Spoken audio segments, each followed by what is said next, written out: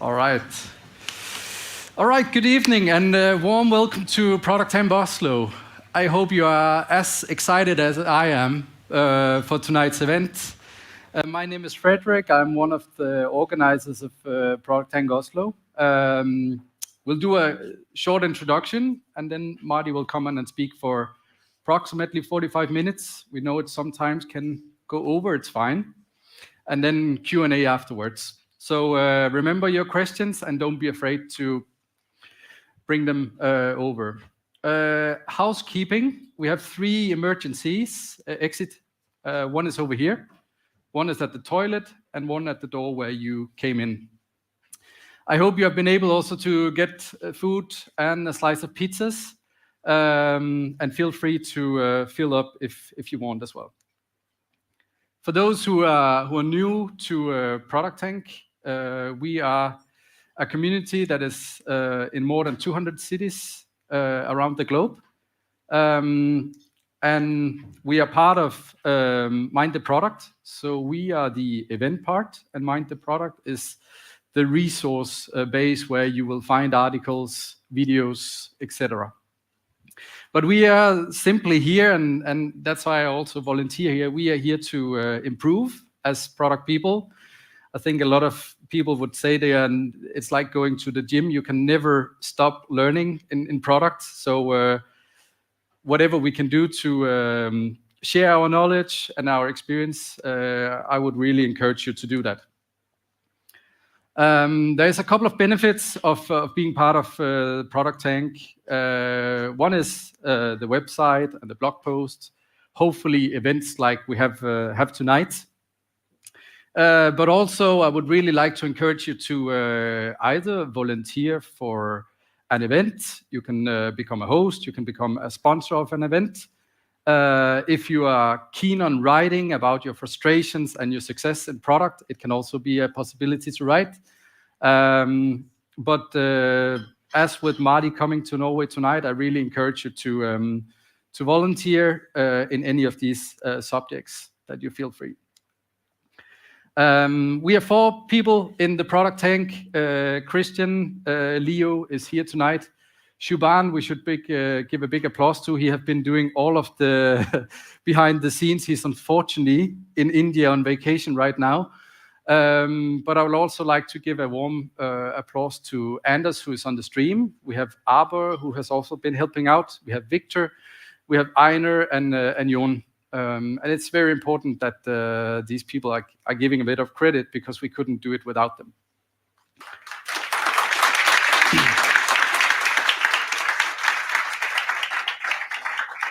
So co-host for tonight's event is produktleder.no, which is our Slack community in Norway for product, where more than 500 people have engaged, sharing feedback, readings, good articles you have seen. There's job post events. I encourage you to also go in there and join the debates and discussions. It's a great place for learning more and sharing as well.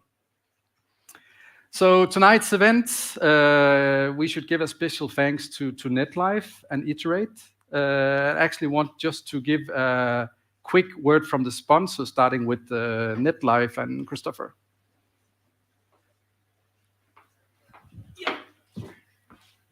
Thanks, Fredrik. In NetLife, we're very proud and super excited to being able to sponsor this event. Of course, we work with clients all the time who come to us they come to us because they need a digital service or a digital touch point, and we constantly experience that this is actually the start of a digital transformation. So we spend as much time working with the ability within the organizations to being able to do this digital transformation as making the digital service or the touch point itself. So everything Marty Cagan is talking about, it resonates very good with what we're experiencing every day. And it's extra cool that this event happens in our basement. We are sitting 2 floors up, and we're constantly looking for new colleagues. So please be in touch if you're interested in what we're doing in NetLife. And we are actually so excited about Marty Cagan that we have invited him back this fall for this year's biggest and most important event, the Y Conference. If you haven't heard about it, your mistake. It's happening the 20th to the 21st of October. So please show interest at yoslo.com. We only have 500 tickets this year. So it's going to be a tough fight about those. So if you go into that website now and show interest, you will be able to get hold of one of them. And in addition to Marty, we also have Melissa Perry, Gibson Biddle, and John Cutler, and many others. So see you there. And thanks. Now I'm handing the word to our friends in Iterate. Thank you. Okay, as one of the few Americans in my company, they are forcing me to try and sell you things, which I'm happy to do. Iterate, if you don't know, is a venture builder. The way this works, we actually encourage our employees to build startups with us as opposed to leaving and building it on their own. As you can see, this is our old mailbox. Our post people hate us. Our founders and employees love us. I will give you the same pitch. If you're bored at your current job, please come talk to me anytime during the event. If your boss is in the audience, maybe send me an email. That's slightly awkward. One example though, if we can go to the next slide. Companies that we do build is UX Signals. You're probably familiar with Christian, one of the co-organizers of this event here. Here is a mystery QR code if you want to bring your phone out. Thank you very much. It will send an email to him so you can learn more about that. UX Signals, in short, though, is an easy way to gather user feedback, user research, and user interviews directly from your, once again, users. So open this up. This will send an email there. We're big believers in what Marty talks about in terms of empowered teams as well. That's a big part of the culture here at our company. Thank you, everyone, and have a great event.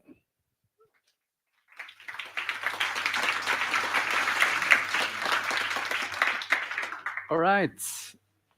Tonight's speaker, if you're working in product, I would almost argue he doesn't need any introduction. However, I would like to just give a couple of words on Marty and why I think he is so impactful. And we have to go way back. This is not you, Marty. This is Hans Christian Andersen. He was perhaps one of the most impactful fairy tale writers in the world. Among other, The Ugly Duck, also The Little Mermaid. But what, when I have to sort of boil it down to what is it that Marty do that is really well, and what he did really well was actually this fairy tale almost 200 years ago, Emperor's New Clothes. It's about this emperor who is getting fooled into wearing no clothes because only the intelligent one can see the clothes, so no one wants not to be intelligent, so he's wearing no clothes during the city. And all the people in the city are also encouraged not to say anything because then you are stupid if you cannot see the clothes he's wearing. And then there's this one guy who's just saying, wait a minute, there's no clothes on. And the same, I think, is true for Marty and his honest diagnostic of the business world and saying, wait a minute, this is a root cause, this is failure.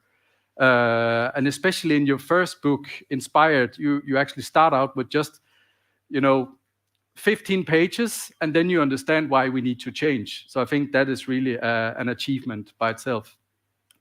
Second one is this agnostic, not to use any sort of framework or tool, because we know in 10 years, how many of these will we actually use? These will, continuously improve. So falling in love with one of them can be very difficult in the long run. And I think you have sort of not coined it yet, but problem development is a wicked problem. So how you want to solve it, what kind of method, it's really complex, and you need to see it as a toolbox that will change over time.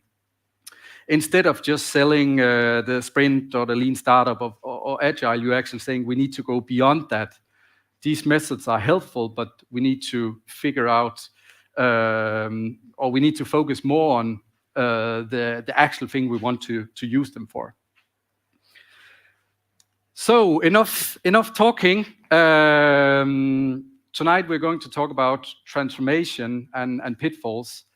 But I think you can help me give the warmest applause possible to make sure he will come back to Oslo. Come on stage, Marty.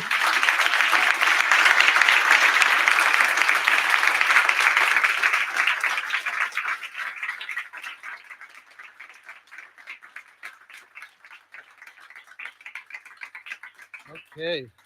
Can you hear me all right? Yeah. Thank you. I really appreciate everybody. I learned, of course, that I'm here over Easter break. In the US, we don't have holidays. I don't think there's any audio. No. So, but let's hopefully get this. There we go. And I realize that some of you have actually interrupted your holidays to come, so I certainly appreciate that. I hope it's going to be worth it to you. This is actually the second day. Yesterday, I was in Bergen. There's a media city, Bergen, and I've known them for several years, and there was a benefit there. And it was the first time, actually, I was in person again after 2+ years. And I had to remember how to hook up a computer to a video, and I noticed that Apple changed a bunch of settings in the last couple years. But it's really feels so good to get in front of people again instead of staring at that damn screen at my home office like everybody else. So one of the best things about being in person is the interaction. And so, yes, we will have Q&A afterwards, but don't let that stop you. If anybody wants to just yell out anything, feel free in the middle, and I'm happy. I'll just repeat the question so that anybody remotely can hear it. But that's much better, actually. And your organizers requested a topic that's I don't know if it's a great topic for a first time back to product, because it's a pretty tough topic. And, I want to be honest with you, it can be a little demoralizing. So I want to make sure that nobody leaves, depressed about product. It's no secret that most transformations fail. I mean, at this point, you read about them every single day. And there are some that do succeed. But the truth is, a lot of things have to go right to succeed. And I'll be honest, a lot of the things are outside of your control. They're more like the CEOs. Most of this talk, honestly, is for CEOs. And I've given this talk to several CEOs. They're like right at the top of the reasons. But yeah, it's not a secret. I am going to try to summarize the main things that cause transformations to fail. I broke that into two groups. The first group are things that come from outside of the product and technology organization, outside of product management, product design, engineering. And then the second group are the things that come from inside. I'll be honest, the ones on the inside are a lot easier to fix. But I also want to start by making sure you know that it can happen and that what the benefit is. So I won't spend time really. I don't really want to waste the time on my background. You can always Google it if you want. Let's get into this, because everybody talks about transformation. It's a buzzword at this point. The way I like to frame it, whenever anybody tells me, "Oh, we've transformed," I want to okay, what could you do now that you couldn't do before? I mean, isn't that the point of this stuff? What could you do now that you wouldn't be able to do before? By the way, the pandemic served as a proof point for many companies that had claimed they had transformed about whether they really could. Could they adapt? There are many companies that are no longer with us. The companies have gone out of business because of the pandemic. There are other companies that not only saved themselves, but huge increases in value. And so that made it very clear in many cases. But to me, that's the real test. The reason we transform to become like the best companies is to be able to take advantage of opportunities. I mean, isn't that what it really means to be agile? People say agile, but of course, For most people, that is a stupid saying. It just means that they're following a process now that they weren't following before. The real question is, can they do something? Can they take advantage of an opportunity that's there that they wouldn't have been able to take advantage of before? That's what we're looking for. And that's the litmus test that I use. In every company I cite as a successful transformation, I start by saying, and here's how they proved it. Proved it to themselves, proved it to me, proved it to the world. All right. This is one of my favorite stories of a company that successfully transformed. I mean, the fact that they're still here today is kind of a miracle.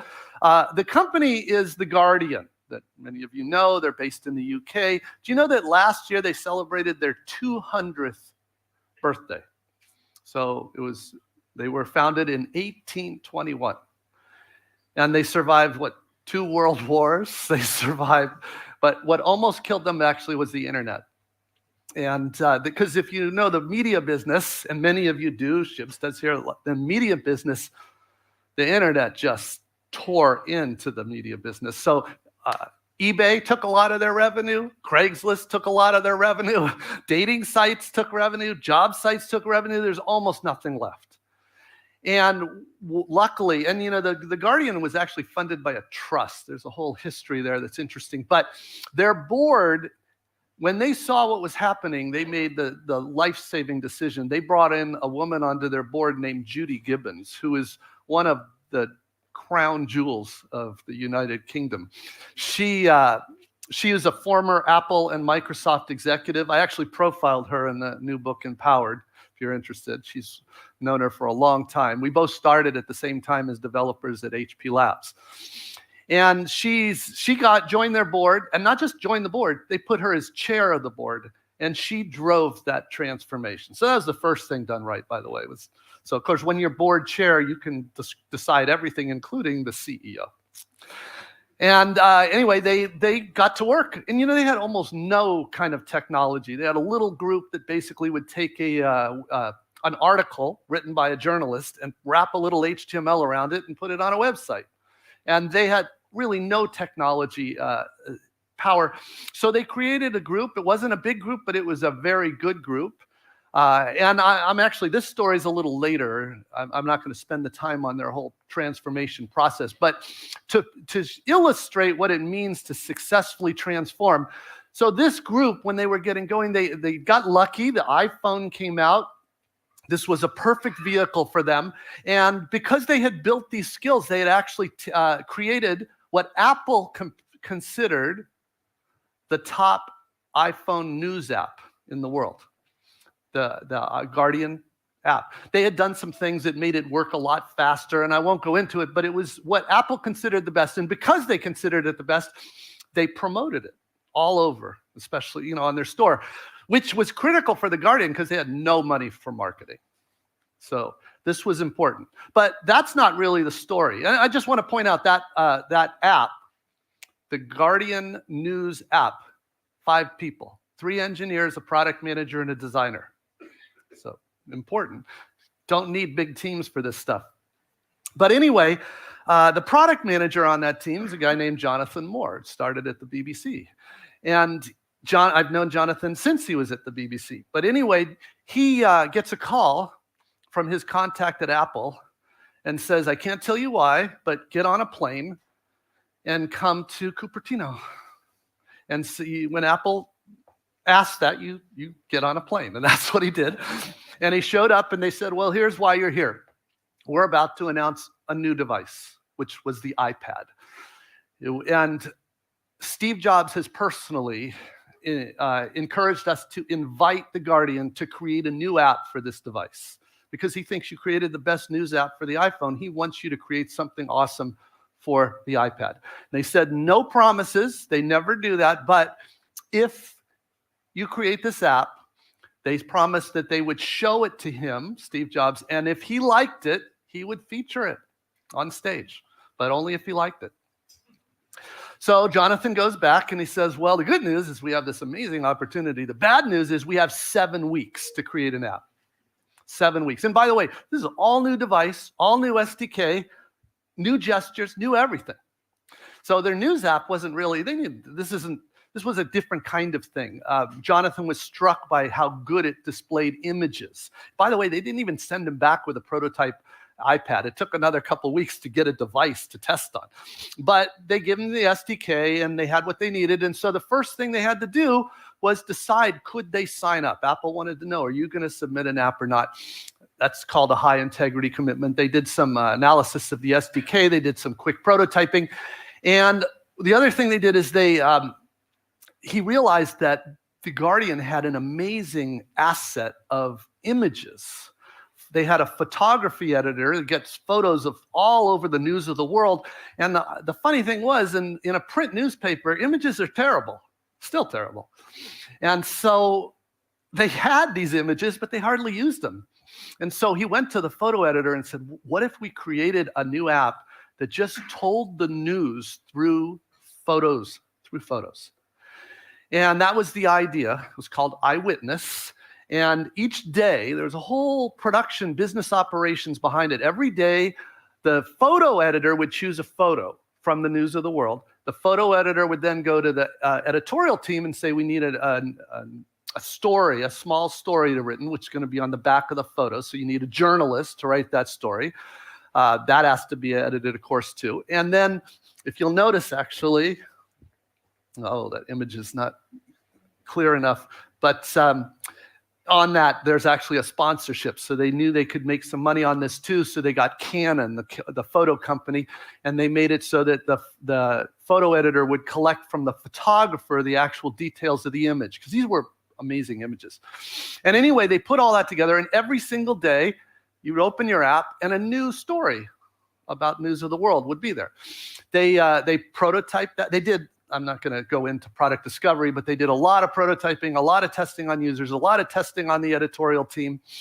And they got to the point where they're like, yes, this is good. They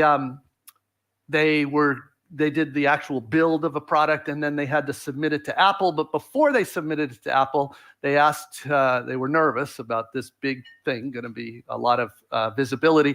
So they asked for an emergency board meeting. And they got Judy and the rest of the board together and said, look, we were given this opportunity. We're about to submit this to Apple, but we wanted to make sure you were okay with that. And their only feedback was, how in the world did you get a 200-year-old company to do an entire new app in 7 weeks?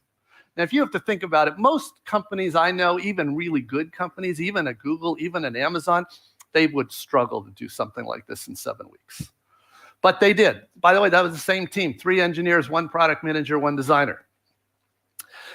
And what was amazing, they don't tell you, you submit the app, Apple never says anything, but they're all watching at the debut, and Steve Jobs is on stage, and he just says, he introduces the iPad, and he just goes and he brings up New York Times, USA Today. He just swipes them right off, just like, yeah, we have all these apps, and then he stops at Eyewitness. He said, this is what this device is all about. And what was amazing was, for the first year of iPad sales, almost every single person that bought an iPad installed Eyewitness. And think about that for a company that's hanging by a thread. So that's why you transform, so that you could take advantage of opportunities like that. And that's what they did. That's why they're still here. 600 journalists to keep paid is not easy. Yeah, so that's what we mean by transformation. If a company shows me they can do things like that, I'm like, okay, you've got skills. That's what we're trying to do. All right, so what does that really mean? The foundation of these skills is empowered product teams. What I described, that Jonathan was a product manager on a strong product team. They were given a problem to solve, and they went and figured it out. So let's talk about those teams. That's not what I'm really going to talk about in this talk is why companies don't create these teams. But we need to be on the same page as to what we're talking about. So there's really just 3 things. And by the way, I'm going fast because I have a ton to talk about. And so stop me if I go too fast. But there are really 3 things. First of all, do you have a cross-functional team of the right skills? So notice in that Guardian Eyewitness team, there was a product manager, there was a true product designer, They had 3 engineers. That was a full product team. The product manager worked with editorial, worked with commercial. The designers worked both on the user side and the experience overall, and then the engineers, of course, the whole range of technology. So a cross-functional team of competent people with the necessary range of skills. I would argue the biggest thing they did over most companies is they had a competent product manager. We're going to talk about that. Second, the team is actually assigned problems to solve rather than features on a roadmap. So what, of course, could have happened in most not very good companies is the executives get together, in this case, maybe editorial executives get together, create a roadmap of these are the things I want you to build, and then they would hand it off to a team to build. First of all, you'd never get anything in 7 weeks, but even so, you'd probably get a pretty bad solution. In this case, they were given a very clear problem to solve, and they were empowered to figure out the best way to do it. Why do you empower a team? Because the engineers are working with the enabling technology every day, and they're testing this with real users every week. The whole idea is they're in the best position to figure out the best solution. So that's the second. And third, in an empowered team, they are accountable. In other words, just because they ship something to Apple doesn't really matter. What matters is that Apple loved it and promoted it, and so they got this outcome that they needed. So we don't, obviously shipping things is important, it's necessary, but it's not sufficient. On an empowered team, we're held accountable to results. So that's what we mean by an empowered team. Now, there's 3 things that turns into in practice, and this really should be a whole hour right here on these 3 things, because this is what makes good product teams. Well, I'm really cutting to the chase here. It's not about whether they're agile. It's not about whether they're Scrum or Kanban or XP. It's not about process at all. It's about these 3 things. When I meet teams, if these 3 things are going on, I know it's a good team. If not, it's a problem. So the first is, are they addressing the risks of the product early? What early means is before you have your engineers write a line of code. The 4 risks, is it valuable? Will people choose to use it? Second, can they use it if they want to use it? Is it usable? Third, can we build it? Do we have the technology to build it? Do we have the skills on the team to build it? Do we have the time to build it? And finally, is it viable? What that means is this something, say, in their case, editorial can support? Is it something that's legal? Is it something that's compliant? Is it something that we can market, we can sell? In this case of that eyewitness, is it monetizable? They were able to work with a sponsor. That's what we mean by viable. If we don't want our engineers to spend even a day building something if we don't believe these 4 have good answers. Most teams don't do that. Most teams, what they do is a product manager makes something up, puts it on a backlog, and the engineers build it, and then you find out later it was not good. I mean, I'm not exaggerating. That's classic Agile right there. Second, how are they actually solving problems? There's fundamentally 2 ways to do that. The old way is sequentially. What that means is somebody, it might be an executive, it might be a customer, a prospective customer, but usually it's a product manager defines requirements. Those can be captured in user stories, or in a lot of companies, they're still captured in a product requirements document, PRD. But anyway, a product manager says, this is what it needs to do. And then they give that to a designer. And they tell the designer, we need workflows for this. So give me some wireframes, give me some annotations, give me the assets that are going to be in the front end. And then that whole mess of requirements and designs is provided at sprint planning to the engineers. And the engineers are asked, like, how many sprints is this? Is it 1, 2, 5, whatever. What I just described, I just cited agile ceremonies, right? Sprint planning. That's complete waterfall. That's literal waterfall, what I just described. And it's got all the problems of waterfall. And of course, good product teams don't work that way. The way they solve the problems is collaboratively. There is a product manager that understands the value issues and the viability issues. You have a designer that understands the usability issues, engineers that understand the feasibility issues, and together they come up with that solution, just like happened in that eyewitness scenario. In fact, that is the way most good apps are done today. It's the opposite of waterfall. In fact, more often than not, the engineers are the ones bringing to the designer and the product manager the new things they can build, because there are new APIs come out constantly from all kinds of sources, not just Apple, not just Google or Microsoft. And then they say, we can now do this. And the designers then create an experience around that. And the product manager makes sure that experience is viable for the business. So that's the opposite of product manager defining requirements. In fact, I would argue requirements cause much more damage than good. Most requirements are not requirements. They're in somebody's head. I'm just as guilty of this. Early on in my career, I wrote those documents too. And for a while there, I even believed that they were good things to build. But they're not. That's not how good products come. This is the little secret in tech products, is the innovation doesn't come from customers, it doesn't come from product managers, it comes from your engineers. So if your engineers aren't there at conception of these ideas, you're wasting your engineers. This is why nothing makes me more angry than when I see a big company where they outsource their engineers. I've started this very sarcastic comment to CEOs where I say, well, do you think they should outsource the CEO? Because to me, it's just as ridiculous. It's just as ridiculous. All right. And then the third is that, are they measuring themselves by the result, or are they just saying we shipped this feature on this date?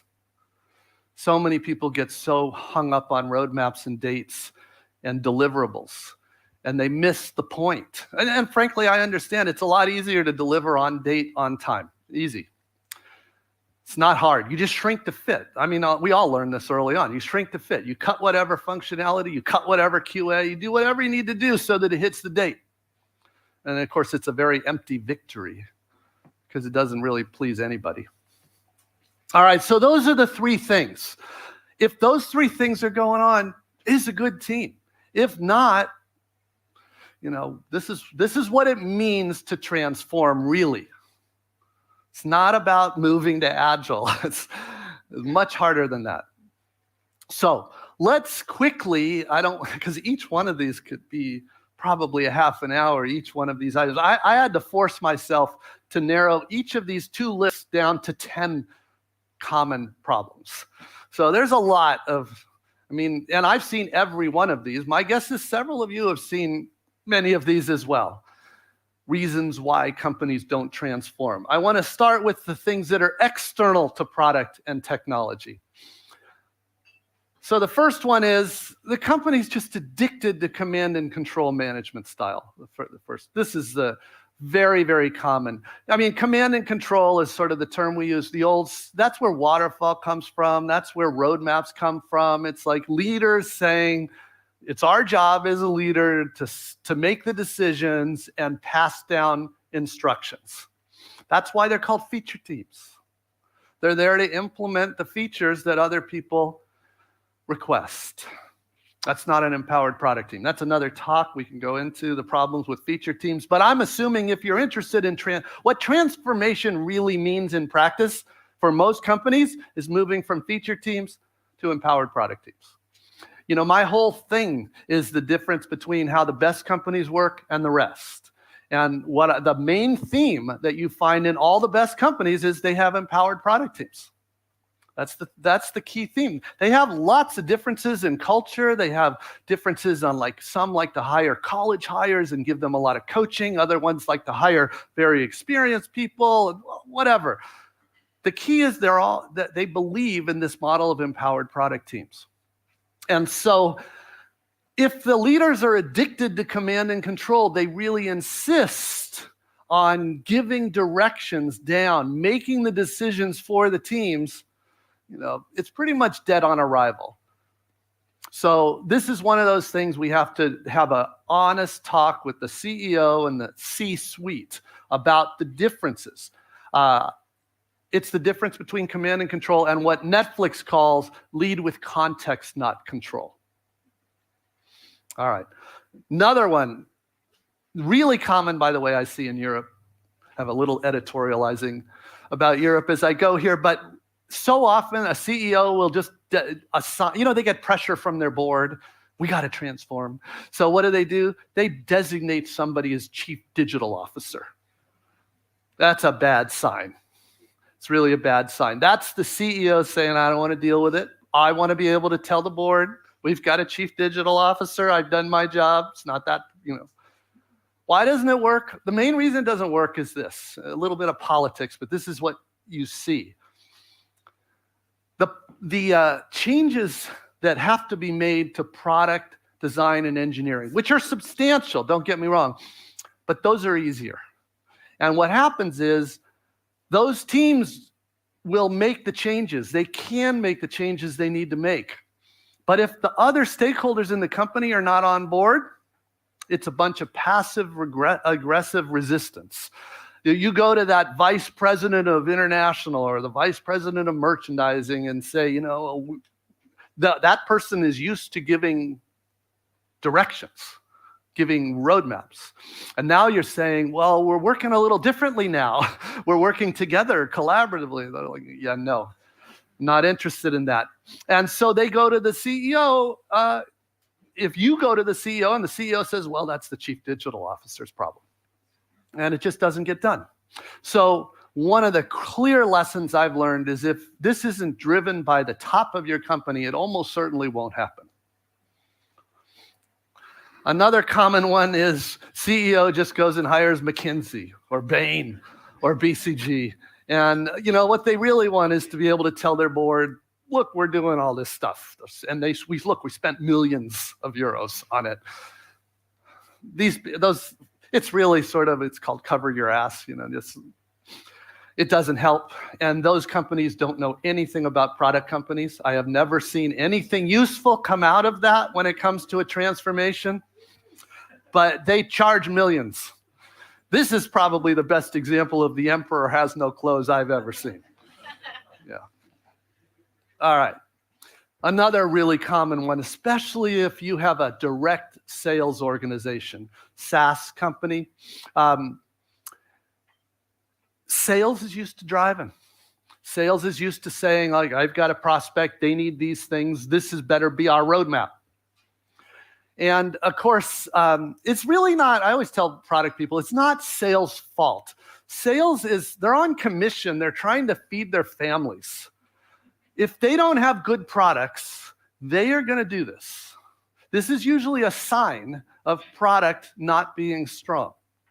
Now, the main way we turn that around, that dynamic, is providing a strong product organization. And the main way this is fixed is with what's called reference customers. Reference customers are everything in a direct sales organization. A reference customer is somebody that is using your product. They paid for it for real, no little deals to get them to be a reference. They have to pay for it for real. They're using it in production, and they love it enough that they're willing to tell other people how much they love it. Those reference customers are everything. If you don't have those reference customers, sales is going to agree to all kinds of crazy things, and it's kind of your fault. All right, marketing-driven product.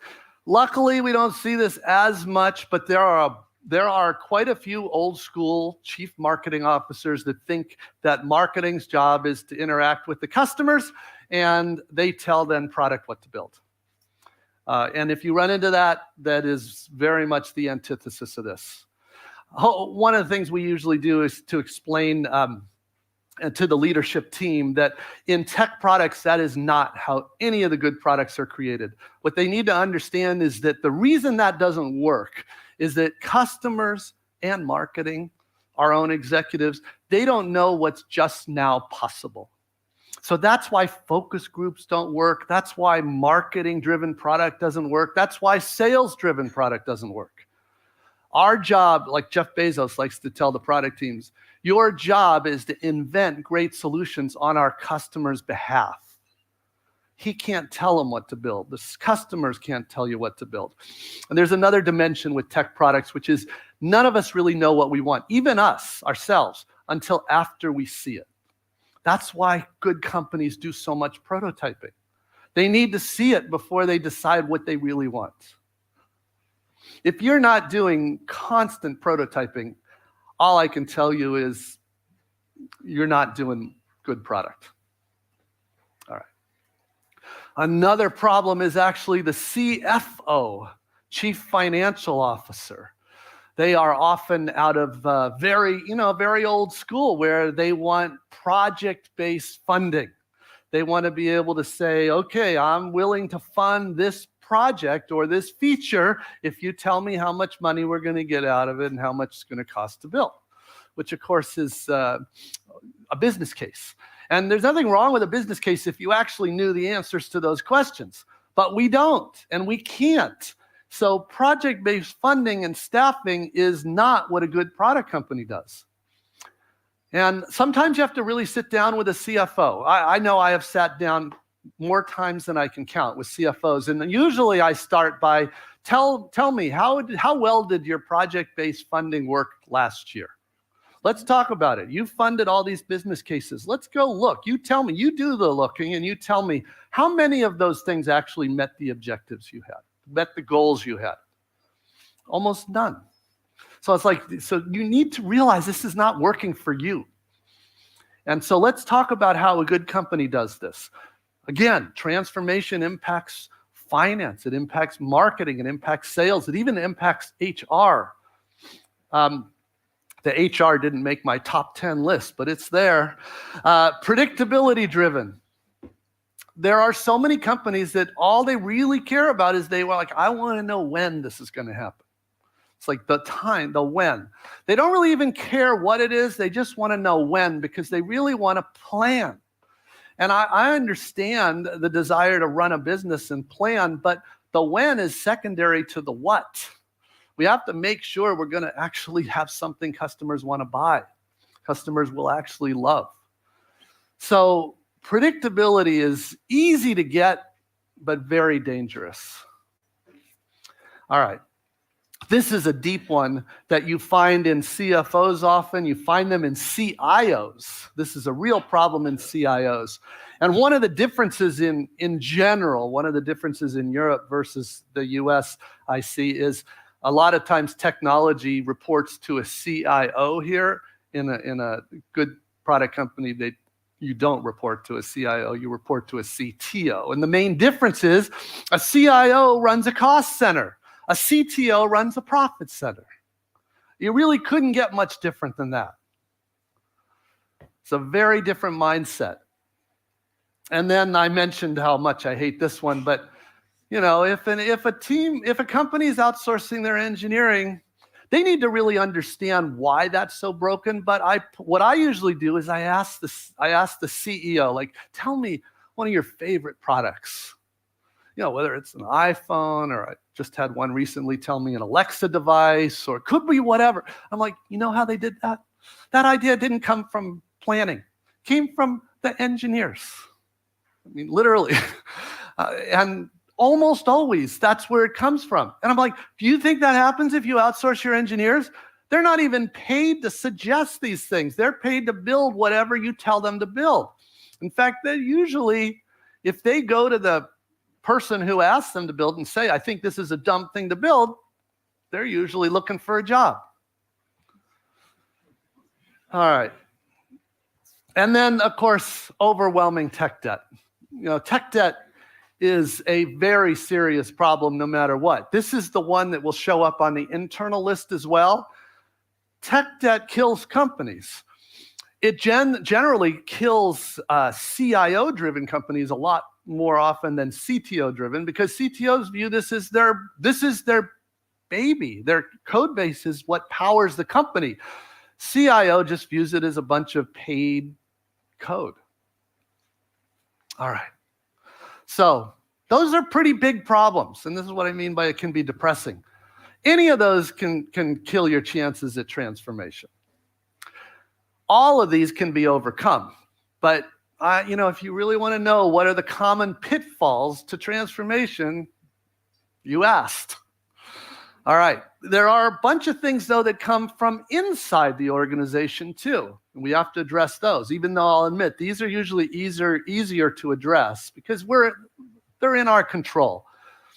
This is a huge one. It's actually a big one all over the world, but especially in Europe. I have been, over the last couple of years, I have been on a tirade because Europe seems to be in love with process. And it just kills me. I gave this talk yesterday in Bergen, and it was very much around like all these quotes from Elon Musk, from Bezos, from Steve Jobs about how dangerous process is. Elon Musk likes to say, the problem with process is it's a substitute for thinking. Steve Jobs goes into a big tirade about how there's process people and there's product people. If your process people become the boss, you're in trouble. And that's what happens usually. The politics become such that the process people get promoted in bigger companies. And I'm really talking about like, who's doing most of the training of your product managers in Europe? Agile coaches. Do Agile coaches have any clue what they're talking about?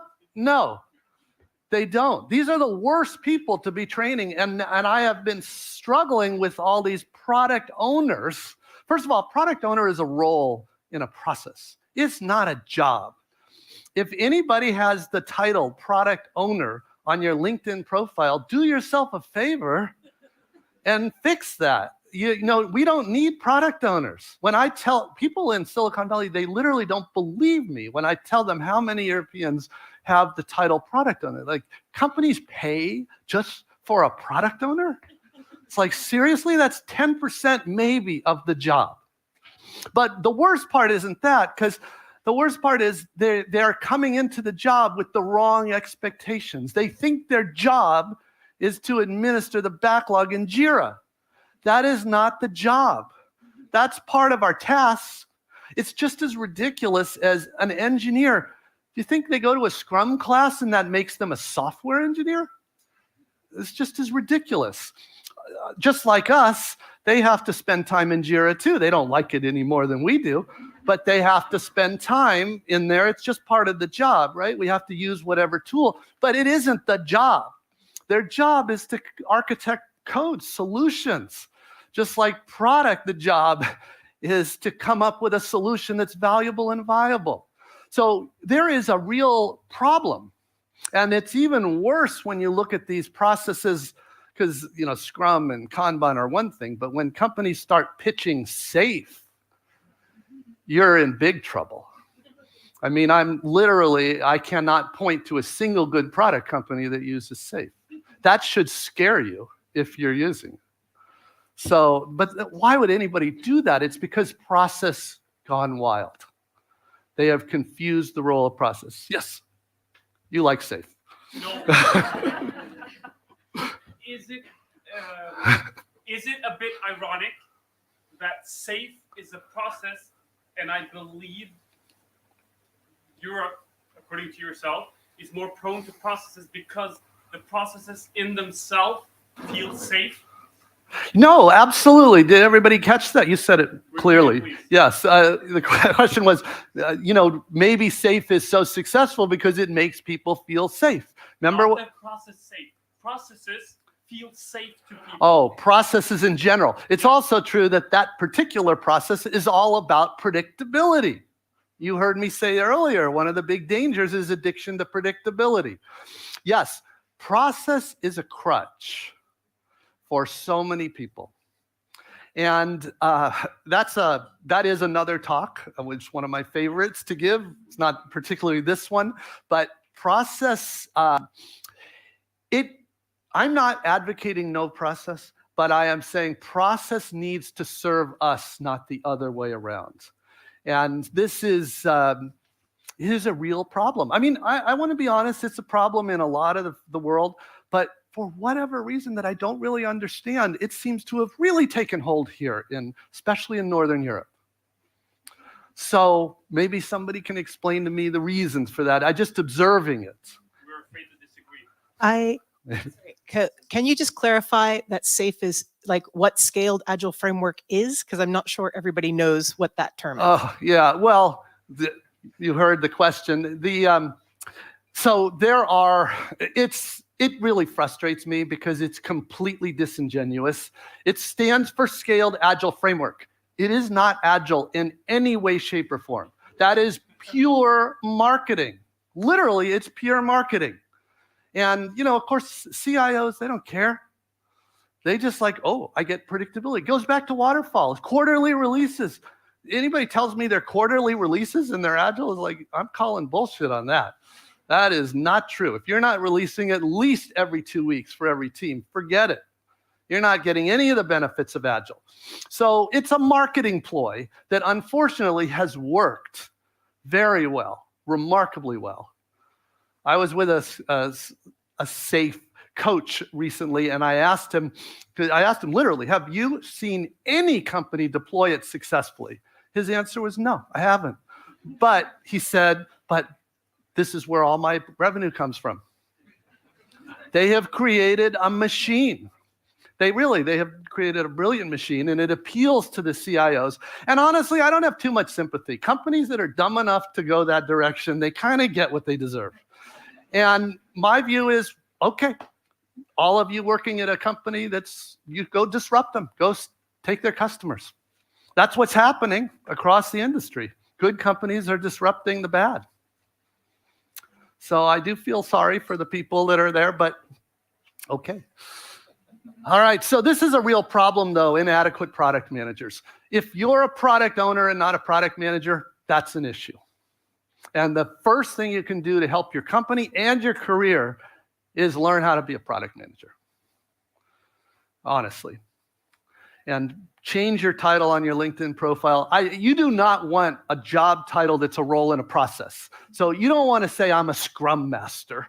You can be a delivery manager that is also covering the role of Scrum Master, just like a product manager covers the role of the product owner, but you don't want a role defined in a process. This is a hard one, but I feel like this is definitely another emperor wears no clothes thing. All right, this is another problem that the engineers just want to code.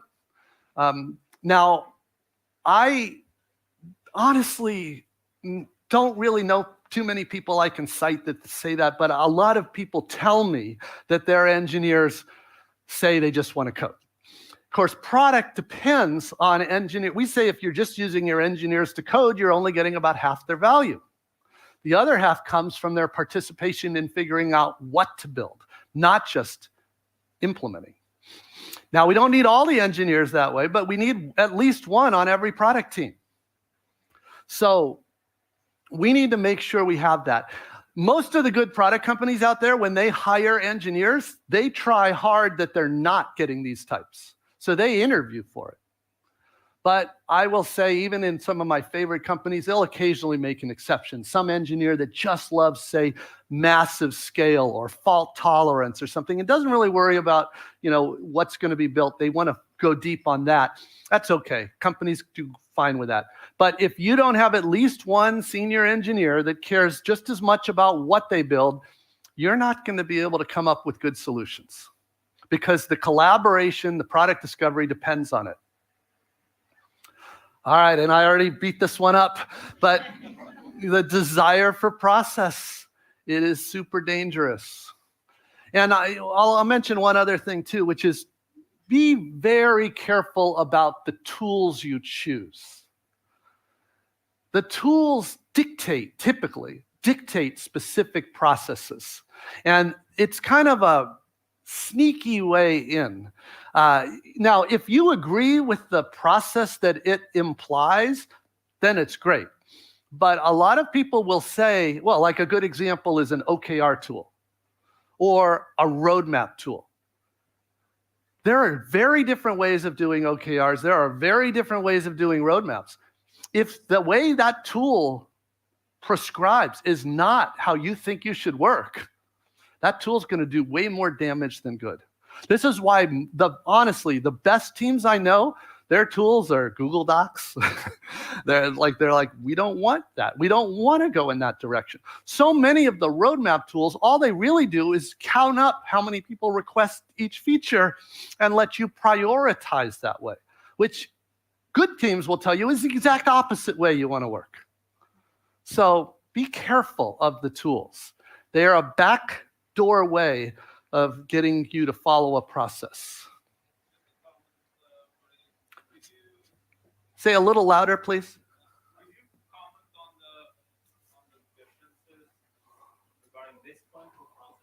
Could you comment on the differences between, I mean, there must be a difference between commercial products and services versus industrial and maybe governmental products and services, right? I think what you're asking is, if you're in a regulated industry, is this a different answer? Actually, it's regarding your observation that Nordic countries are very process-driven. And the first thought that I have is that I don't find us that performance and market and commercially oriented. I mean, we have very stable jobs and safe income across the board. There's not a lot of variation in our income, and we have a lot of our jobs are in industry and in governmental work, right? Okay. So, but I get that, but you're asking how that relates to this? Yeah, do you think that there's a difference in the process focus depending on where you're actually located in your, I mean, maybe, but I don't think so. Different. For example, Germany is probably the best example of, I mean, Germany's got great engineering. By the way, so do you, right? I mean, but for whatever reason, this is a tough one in Germany because there's a real attraction to process. And so I struggle with that and I've been working with teams based especially in Berlin, Hamburg, Munich for years. And this is something that's always comes up, is sort of breaking that attraction to process and letting the teams do good work. You also are bringing up another issue that I don't have on any of my top 10 lists here, which is, what if you take away the profit motive? Yeah, I mean, like Bezos says that the key to Amazon's success is their hiring, and they believe they hire people who will think like owners and not like employees. Now, he says right up front, he says, by the way, the easiest way to do that is make them owners. We give them, they give everybody stock options in the company, which if you follow Amazon stock, because that if you meet an Amazon person that was able to afford a house in the US, it's probably because of their stock. And that is that sort of what happens when you take that away is another question. Now, I don't really think that gets to the transformation question, but it's a good question. I get that from venture capitalists a lot, is that they will say, you know, how do we improve the motivation level, the incentive level at European investments, European startups? And I tell them, you need to find a way so that if your teams do well, they benefit. And there are other ways besides stock options to do that. But that's probably a good conversation over a beer.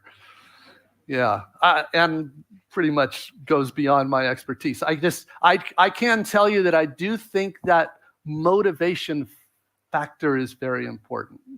You want everybody on your team to really care about what they're working on and their customers that are going to be benefiting from it. And by the way, that's a big part of our job as product people, to give the rest of the team reasons to care. All right, good question. There is every product team, even great empowered product teams, have some amount of what's called keep the lights on work. This is just the stuff implementing the GDPR, which seems to be a big backfire here. I mean, boy, has it made it a pain to use the internet. But anyway, you know, you're going to fight the government. You're just going to put that stuff in there. That's keep the lights on work. And a little bit of that is normal. Too much of that, and teams feel like we can't do anything. We can't do anything meaningful. We're just busy doing these dumb little things, fixing some bugs, doing some performance work, some keep the lights on stuff. So you have to be careful. Normally what we do is on each product team, we watch the backlog. We make sure it doesn't get to be, if it gets more than about 20, 30% of the work, we usually look at maybe this team needs another engineer to balance it out, have things more in balance.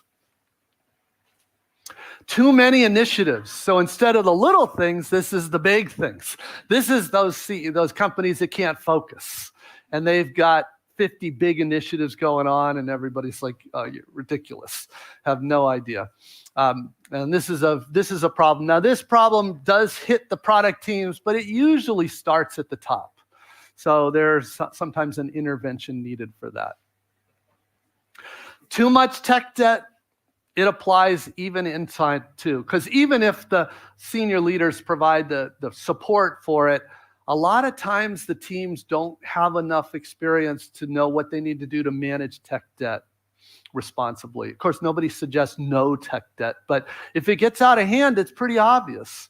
And it's easy to tell when a team is just, everything they try to do, instead of what would normally take a few days turns into a few weeks. It's probably what's going on. Too much pressure. This gets to the topic. An empowered product team is a lot more pressure than a feature team, in truth. I want to be honest. Feature teams, honestly, you're given a roadmap of features. You know, you kind of show up at work, you do your thing, go home at night. If the features don't do, you probably didn't really have much hope for those features anyway, because you didn't pick them. Some stakeholder did. But if you're given problems to solve, you feel a lot more pressure. You feel like, okay, they've given me the ability to figure this out. I guess I need to figure this out. And there is a lot more pressure. And this one, there are people that they don't want it. They don't want the pressure. And I sympathize with that. Now, I will often tell them, what do you think it means to be held accountable to results, be an empowered product team? And that's kind of what it means. It doesn't equate to hours, like working certain number of hours, but it does. You do feel more pressure on an empowered product team. And to be honest, that's by design. They want us to feel that. They want us to feel like we own it. Like, these are our customers. These are our customers' problems. We are going to fix it. That's sort of the whole idea of empowering teams. So it is more pressure. And occasionally you have people that just don't want that. So when they understand what's involved in empowered product teams, they can sometimes opt out. Similarly, it's a lot of work. It's more work. You're taking more responsibility. Now, again, that doesn't translate directly to more hours, but it does translate to more stress. Between the work and the pressure, I think it's fair to say it's more stress.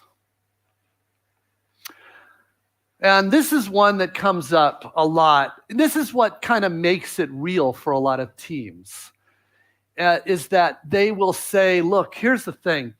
We are willing to sign up for outcomes for the things we can control, but we're kind of nervous about signing up for outcomes that maybe depend on sales changing something they do, or marketing, or anybody else. But in fact, the guy who invented OKRs, Andy Grove, he invented them the way he did because he wanted this to be the case. His argument is, who's got more ability to impact things than the product teams, right? I mean, yes, sales is doing the selling, but imagine you're in sales. What can you do if the product isn't any good? You still have a quota, you still have to sell. But in product, if product is not able to get their products to sell, you want the product team. By design, you want the product manager to go out with sales and figure out why they can't sell the product.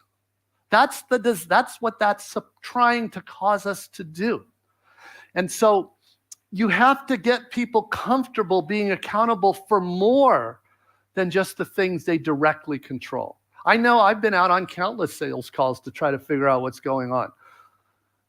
We have to figure it out. It might, it could be all kinds of things. Sometimes it's literally, I remember one time dealing with the reality that the product was too complicated for sales to sell.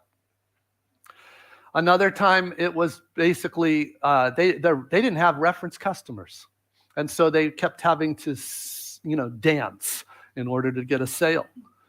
And none of these are good. So you have to go figure out what's going on and then fix it. All right. And finally, outcomes are hard. That's what these last few are kind of all talking in different pieces, but outcomes are hard. But that's really what good product teams are all about, is figuring out a way to achieve that outcome. Personally, I have never had any satisfaction over just shipping a deliverable. It's not meanoughful, especially today. Early on, we used to release every year, sometimes every 18 months. Then it may be every couple months. But now we release every day. Most good product teams are doing something called continuous delivery. They're doing many little releases every day. You don't have a party every time you do a release. You wait until you've actually accomplished something, an outcome, and then you celebrate that. Yeah. Just a quick question about outcomes. How do you feel about quantified outcomes? Quantified? Yeah, all outcomes by definition, really, we want them to be quantifiable. So sometimes I get people saying to me when I ask them to make an outcome, they say, okay, we want 10 million downloads, for instance. Okay, well, that's quantifiable. Yeah, I have a real problem with just numbers as outcomes. Oh, well, I mean, this is an OKR discussion. Normally, the objective is qualitative, but the key results are quantitative. So the objective, and that's what you're really saying, you don't know what the real point was. If it was to say, become the dominant, provider in Norway, that's a qualitative thing. And then the key result might be, oh, for us, that means 10 million downloads. Yeah. Okay. All right. Okay, I think I went a little long, so I apologize that. We got some good questions in there. I will mention Inspired, as many of you probably heard, but that's for product teams, product managers, designers, engineers. Empowered is for product leaders, the leaders of product design, product management, product and engineering. And then actually today, this shipped from Martina Luchenko. Martina is our marketing partner. And so it's literally today came out, I don't know when the publishers will make it to all the book retailers, but Amazon shipping today, which unfortunately is like 90% of where the books come from. All right, so you've got my email, which is here, but I would love to hear your questions. Super useful. So let's open it up. Does anybody have any questions they'd like to ask? Marty, just before we jump, voice in the back here. Yes. So we just want to make the questions fair for everyone. We're actually going to turn off the live stream, so people online, unfortunately, you're not going to get the Q&A, but also that means people in the room can ask whatever question they feel like they want to ask. I'll run around. We have 2 mics. I'll run around and give it so everyone can hear, or you can shout because it's in the room. But feel free to